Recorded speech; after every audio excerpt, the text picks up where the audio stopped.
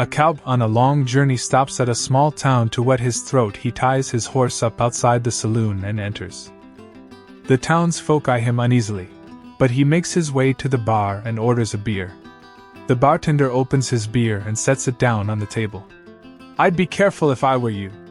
Town folk don't take kindly to newcomers, they give them a hard time. And that's why you are a newcomer. Is that so?" The cowboy lazily says as he rests his head on his fist and sips his drink. The bartender turns around, rolling his eyes. The cowboy stays a good 10 minutes finishing his drink, then walks back outside to carry on his journey. But when he gets out there, he finds his horse to be missing. The cowboy storms back into the bar, draws his pistol, and fires it into the ceiling. The cowboy says, "All right, which one of you sidewinders stole my horse?" The townsfolk look between each other, and then back to the cowboy. You could hear a pin drop. "Well, nobody knows." "All right, well, I'm going to go back to that bar and have myself another drink. If I finish that drink, go back outside, and my horse still ain't there, I'm gonna have to do what I did in Texas. And I don't like having to do what I did in Texas." The cowboy, true to his word, goes back to the bar, drinks another beer, goes back outside, and like magic, his horse is back. The cowboy gets back on his horse like it never left, and begins riding out of town. That's when the bartender runs outside and calls out to the cowboy. "Excuse me, sir. I got to know, what did you have to do back in Texas?" The cowboy turns around, looks at the bartender, and says, "I walked home." Once upon a time, a brand new sperm cell was being instructed by an older sperm cell. "Right," he said. "This is what's going to happen. One day you'll be having a nap and you'll hear a siren. You rush out as fast as can, make absolutely sure you swim as hard as you can, because you have to be first. You'll enter a long, wet pink tunnel, and you have to swim right to the end. When you get to the end, you'll see a round red ball. You say to the ball, 'Hi, I'm a sperm cell,' and the round red ball will say, 'Hi, I'm an egg cell,' and then the miracle of conception will occur." "Don't worry, sir," said the new sperm cell. "I won't let you down." A little while later, the new sperm cell is having a nap and he hears the siren. Fast as lightning, he dashes off, swimming as fast as can. He enters the wet pink tunnel, looks behind himself, and sees other sperm cells catching up to him, so he swims even faster. Further into the pink tunnel he swims, till he looks behind and realizes he's first. Finally, after he thinks he can't carry on any longer, he sees the round red ball. "Yes," he cries out. "I've made it. Hi, I'm a sperm cell." The round red ball turns to him and says, "Hi, I'm a tonsil." One day a young Buddhist on his journey home came to the banks of a wide river. Staring hopelessly at the great obstacle in front of him, he pondered for hours on just how to cross such a wide barrier. Just as he was about to give up his pursuit to continue his journey, he saw a great teacher on the other side of the river. The young Buddhist yells over to the teacher, "Oh wise one, can you tell me how to get to the other side of this river?" The teacher ponders for a moment, looks up and down the river and yells back, "My son, you are on the other side." A man is on a journey through the rural countryside. On the first night of his journey, he stops at a farm and asks if he can spend the night. The farmer agrees but tells the man he must sleep in the barn with his 18 sheep. The man does so, and in the morning, the farmer asks the traveler how he feels. "I feel like wool."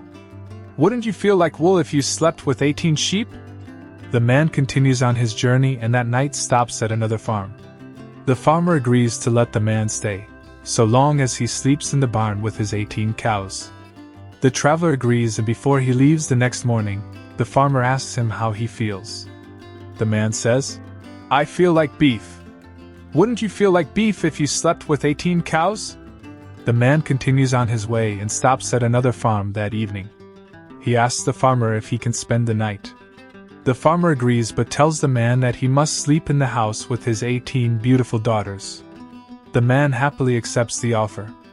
The next morning, the farmer stops the traveler and asks him how he feels. The traveler says, "I feel like a golf ball." "A golf ball?" replies the farmer. Yeah, wouldn't you feel like a golf ball if you went in and out of 18 holes? There was once a man just like me and you.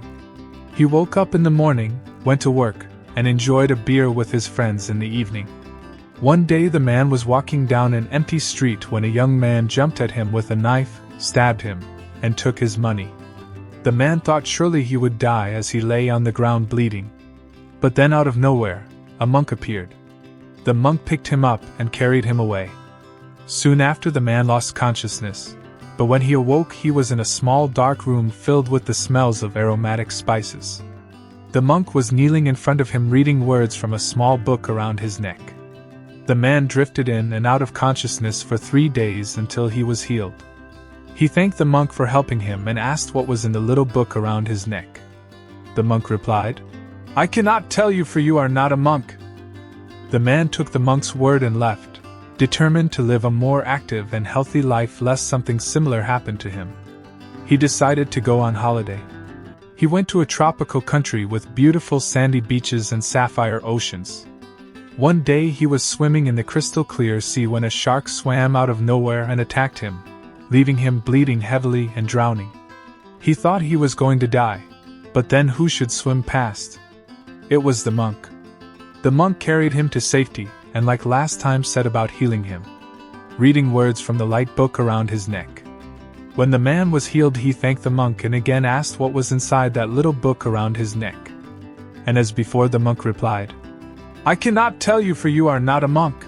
By now the man is old, and so says to the monk, "I am old, my life is nearing the end, how may I become a monk?" The monk tells him of the monastery atop a mountain and gives directions. The man thanks him and leaves. The man sets about on his journey up the mountain. It is long and arduous, but he keeps going. But then on a particularly steep mountain, he slips and falls. Not far enough to kill him, but he is gravely injured. Once again he thinks he will die when who should stop but the monk. The monk carries him to safety and performs the rituals to him, all the while reading from the little book. When he is healed the man once again asks what is in the little book, to the same answer. "I cannot tell you, for you are not a monk." The man tells the monk he wants to become a monk, and so the monk takes the man up to the monastery. The man trains under abbot for a year to become a monk, and one day he calls the man into his office. He tells him he is ready to receive his little book. The man enters the room where the books are hidden, picks one up, and reads its secrets. "And I'm sure you would like to know what is in the book, but I cannot tell you, for you are not a monk."